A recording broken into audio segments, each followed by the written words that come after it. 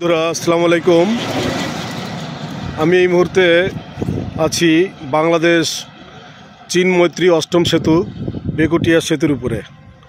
সেতুটা অনেকটা দৃষ্টিনন্দন একটা সেতু। দেখেন সাইডগুলো, বাংলাদেশের যতগুলো সেতু আছে এই ধরনের রেলিং কিন্তু নাই, গম্বুজ আকৃতির, মানে দৃষ্টিনন্দন একটা রেলিং করছে এই সেতুটায়, খুবই সুন্দর।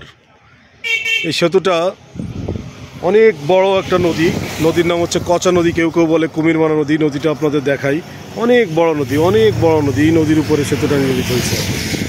দেখেন কত বড় নদী।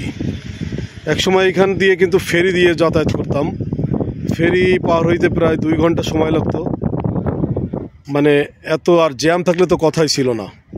আর এখন সেই সেতু দিয়ে পার হয়ে যায় মাত্র 2 মিনিটে, নদীটা পার হয়ে যায়। এই সেতুর ফলে বরিশালের সঙ্গে দক্ষিণ পূর্ব কিছু জেলার সঙ্গে খুবই ভালো একটা যাতায়াত ব্যবস্থা হয়েছে, যেমন পিরোজপুর, বাগেরহাট, খুলনা, সাতক্ষীরা, যশোর, এইসব জেলার সঙ্গে কিন্তু যোগাযোগ ব্যবস্থাটা অনেক অনেক ভালো হয়েছে। একদিকে পণ্য পরিবহন, একদিকে মাল, মানে মানুষজনের যাতায়াত ব্যবস্থা, মানে এত সহজ হয়েছে সেটা ভাষায় বলার না। তো সেতুটা আপনাদের একটু ঘুরে ঘুরে দেখালাম, দেখেন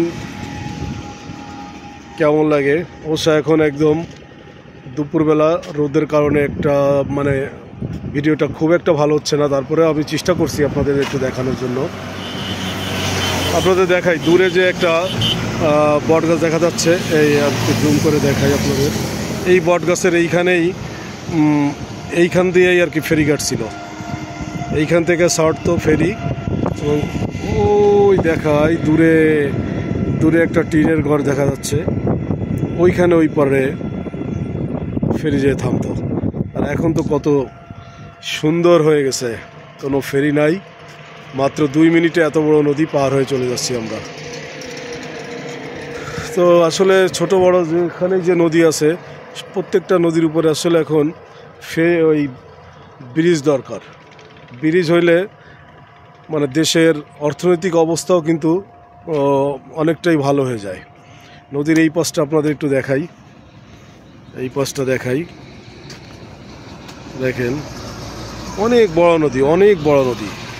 নদীটাকে কেউ কেউ বলে কচা নদী, আবার কেউ কেউ বলে কুমিরমারা নদী। নামটাও কিন্তু অনেক সুন্দর, কুমিরমারা নদী। অবশ্যই নদীতে নাকি কুমির আছে, যতদূর জানি কুমির আছে, মাঝে মাঝে পাওয়া যায়। তো আপনারা সময় পেলে এই সেতুটা দেখতে আসতে পারেন, খুবই দৃষ্টিনন্দন, ভালো লাগবে আপনাদের আশা করি। তো সবাই ভালো থাকবেন, আসসালামু আলাইকুম।